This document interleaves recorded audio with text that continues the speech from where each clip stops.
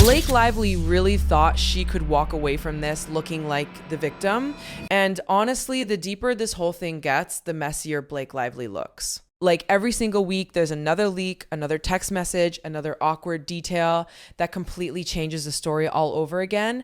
And now even seasoned Hollywood attorneys are sitting there going, wait a minute, maybe Ryan Reynolds was jealous this entire time. And honestly, the second I heard that conversation, I was like, okay, now this is starting to connect in a way that actually makes sense. Because Heather McDonald went on to this podcast with Mark Garagos and Matt Murphy, two huge celebrity lawyers, by the way, and she brought up this theory that Blake Lively may have genuinely fallen for Justin Baldoni while they were filming. Not necessarily some full-blown affair, but maybe there was chemistry there, maybe Ryan Reynolds noticed it, maybe things got weird behind the scenes. And the reaction from those lawyers was priceless because they weren't laughing at the theory, they were excited by it. Like they had finally heard something that explained the chaos. One of them literally said, wow, this makes sense. And honestly, I had the exact same reaction because Ryan Reynolds' behavior throughout this entire thing has always felt so extreme. Like this wasn't just a husband defending his wife. Ryan Reynolds looked furious, personal, vindictive. This man allegedly mocked Justin Baldoni publicly, created that nice pool character everybody thinks was aimed at Justin, and reportedly screamed at him in that Tribeca meeting. That's not normal Hollywood PR drama behavior. That feels emotional. And then Heather brought up that voice memo Justin Baldoni sent Blake Lively at like 2 a.m. You guys remember that deep late night voice memo where Justin sounded weirdly intimate and emotional while talking to Blake? The internet absolutely lost its mind over that recording because people were saying he sounded flirtatious, romantic, almost seductive. Even people who hated Justin admitted the voice memo sounded intense. And Heather basically said maybe Ryan Reynolds heard that memo and completely spiraled. Afterward, which honestly, I could see it. Imagine being Ryan Reynolds and hearing your wife getting these emotional late night messages from her co-star and director. Even if nothing happened physically, that could absolutely trigger jealousy. And suddenly Ryan's rage starts making more sense because here's the thing that still bothers people. There has never really been evidence that Ryan Reynolds genuinely believed Justin Baldoni assaulted or traumatized Blake Lively. That's the weird part. The public narrative became Justin harmed Blake, but then every piece of evidence that came out made things look complicated. Not criminal, not horrifying, just messy and emotional. And nowhere was that more obvious than the famous slow dance scene Blake complains about in her lawsuit. This is honestly one of the craziest parts of the whole situation because Blake Lively originally claimed Justin Baldoni improvised intimacy during a dance sequence where supposedly no audio was being recorded. Blake's complaint literally described Justin leaning toward her neck and saying, "It smells so good," as if this was some shocking, inappropriate moment that nobody would ever hear because there was allegedly no sound. Except then Justin Baldoni released the dailies and suddenly everybody could hear everything. That was the moment this entire case started collapsing publicly because Blake's original wording suddenly looked incredibly misleading. Once the audio came out, people realized Justin Baldoni was openly directing the scene in real time. He literally told Blake what he was about to do. He said he was going to remove his hat, lean in, and try to kiss her. And Blake responded casually like it was completely fine. That's what made people start side-eyeing the lawsuit. Because once the audio existed, Blake's legal team had to quietly change the wording in their amended complaint. Suddenly it became, well, technically audio existed, but it wasn't meant for the film. And people immediately noticed the shift. It felt like the story changed once they realized the footage existed. And honestly, even the judge seemed unconvinced by a lot of it. The judge reportedly pointed out that this was a romantic movie scene between two characters falling in love, not some random inappropriate encounter in a workplace hallway. Blake's team tried arguing there wasn't supposed to be intimacy in the scene, but audiences were like, wait, isn't this literally a romance film? And the more these little details come out, the worse Blake Lively's attorneys look. Because every time new footage or audio appears, people start questioning what they were actually told behind closed doors. Were they working off Blake's version without verifying anything? Did Blake genuinely think nobody would ever see those dailies? Because once the public saw the footage themselves, the tone online completely shifted.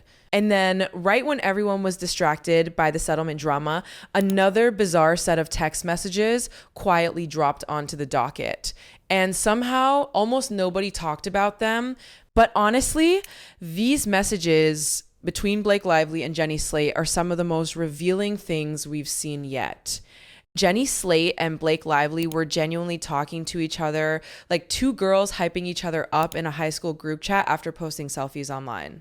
I'm sorry, but the amount of love bombing in these messages was unreal. They were praising each other so aggressively that it almost felt performative. And the funniest part is they sounded completely serious. Jenny Slate starts telling Blake Lively that her performance broke her heart and that she hopes Blake is proud of herself for her beautiful work. Then Jenny immediately pivots into fishing for compliments about her own appearance, joking about whether she looked ugly on screen. And Blake jumps in instantly like, unsubscribe, you are breathtakingly beautiful. No joke. Blake literally starts telling Jenny Slate that everyone audibly gasps whenever she appears on screen because she's so stunning. I'm sorry, but if somebody spoke to me like that in real life, I would start laughing. It was giving Hollywood theater kid energy mixed with corporate girl boss compliments. And Blake just kept going. You're divine in real life. Your performance is next level incredible. It was just compliment after compliment after compliment. But then the conversation suddenly gets interesting because in the middle of all this fake sounding praise, Jenny Slate casually mentions that Colleen Hoover seemed frosty toward her during the event they attended. And immediately Blake Lively responds saying that Colleen Hoover's personality always made her feel disconnected and even spooked. Spooked. That word stood out to me immediately because Blake Lively spent so much time publicly acting like she and Colleen Hoover were best friends during the movie promotion. Remember all those smiling photos, the public support, the social media posts. Meanwhile, behind the scenes, Blake was privately texting people saying Colleen made her uncomfortable and that she never really connected with her. That friendship clearly wasn't real. And now suddenly, it makes total sense why Colleen Hoover quietly deleted photos with Blake from Instagram after this lawsuit exploded. Jenny Slate also reportedly distanced herself afterward. One by one, these relationships started disappearing the second the controversy got ugly.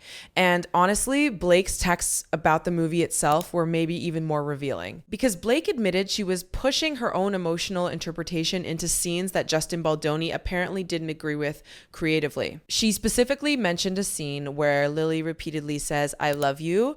And Blake explained she changed the emotional direction because it was inspired by something her mother experienced. Blake basically admitted she was reshaping scenes emotionally because she thought her interpretation was better. And honestly, that lines up perfectly with all the reports that Blake Lively tried taking creative control away from Justin Baldoni during production. Remember all those stories about competing edits of the movie, different cuts, Ryan Reynolds getting involved, the power struggle behind the scenes. This text exchange makes it sound like Blake genuinely believed her version of the movie was superior. But according to reports, Justin Baldoni's version still ended up being the final cut with only minor adjustments, which probably frustrated Blake even more because she clearly wanted influence over the emotional tone of the film. And honestly, this entire lawsuit now feels less like some horrifying workplace scandal and more like an ego war that spiraled completely out of control because the second the public stopped blindly supporting Blake, everything changed. And now business publications are openly using Blake Lively as a warning sign for entrepreneurs and brands. That's the part that honestly shocked me the most. There was this article talking about how the Blake Lively and Justin Baldoni drama allegedly destroyed over $100 million in brand value. And whether those exact numbers are accurate or not, the reputational damage is obviously real. The article basically said modern brands don't survive based on whether they're right. They survive based on whether people still like them. And Blake's public likability collapsed almost overnight. Before this lawsuit, Blake Lively and Ryan Reynolds were marketed as this fun, lovable Hollywood power couple. Ryan had the funny Twitter personality. Blake had the fashion girl image. Together, they felt untouchable. But the second this legal fight started and the internet began dissecting every interview, every clip, every leaked message, the perception shifted hard. And once social media turns on you, it's brutal. According to the article, Blake Brown Beauty massively underperformed after the controversy exploded. There were claims that projected brand value dropped dramatically. Some stores reportedly started clearing products out. People online were even posting photos of clearance stickers covering Blake's name on product displays, which honestly looked terrible optically. And meanwhile, Blake's legal team was claiming hundreds of millions in damages from reputational harm while public opinion kept getting worse every single week. That's what makes this so fascinating from a celebrity gossip perspective, because Blake Lively didn't just lose a lawsuit battle publicly. She lost control of the narrative, and once that happens in Hollywood, everything starts unraveling at once. Suddenly, old interviews resurface, former friends go quiet, brands distance themselves, executives leak private frustrations anonymously to reporters, and people who once defended you start acting like they never knew you. And the craziest part, Justin Baldoni reportedly refused to sign a strict NDA during settlement discussions, which means Blake Lively may have thought this nightmare was finally ending, only for Justin Baldoni to potentially start speaking publicly himself. That's the real reason people think Blake's team pushed so hard for silence. Because if Justin eventually tells the full story himself, emotionally, personally, directly to the public, this entire thing could become even more humiliating for Blake and Ryan than it already is. And honestly, that's the part Hollywood is waiting for now. Nobody cares anymore about another carefully worded legal statement from Blake Lively's team. People want to hear Justin Baldoni actually speak, not through court filings, not through leaked documents. They want the real emotional version of events from his side, because somehow throughout all this chaos, Justin Baldoni ended up looking calmer than almost everybody else involved, which is wild considering Blake Lively originally came into this with the stronger public position, but now the conversation has completely flipped. People are asking what it was like for Justin Baldoni behind the scenes while Ryan Reynolds allegedly confronted him aggressively. People want to know how Justin's family handled the public humiliation. They want details about the tension on set, the power struggles, the edits, the meetings, the pressure. And Blake Lively's team knows that if Justin starts casually talking about this in interviews, podcasts, or even a documentary someday, the public is going to eat it up. That's why the NDA situation matters so much, because according to reports, Blake's side really wants silence attached to this settlement. And Justin apparently refused, which honestly says a lot. If somebody desperately wants the story buried while the other side is comfortable letting the public keep talking, people naturally start wondering why. And meanwhile, the internet has completely turned this into a scoreboard. I saw this massive Reddit breakdown where somebody listed what they called Blake Lively's 50 undeniable losses from the lawsuit. And honestly, some of it was brutal, like absolutely brutal. The post starts by pointing out that Blake reportedly recovered $0 from defendants in the settlement, despite months of public fighting. Then it lists the massive legal fees, the claims that got dismissed, and the fact that multiple defendants were removed from the lawsuit before settlement even happened.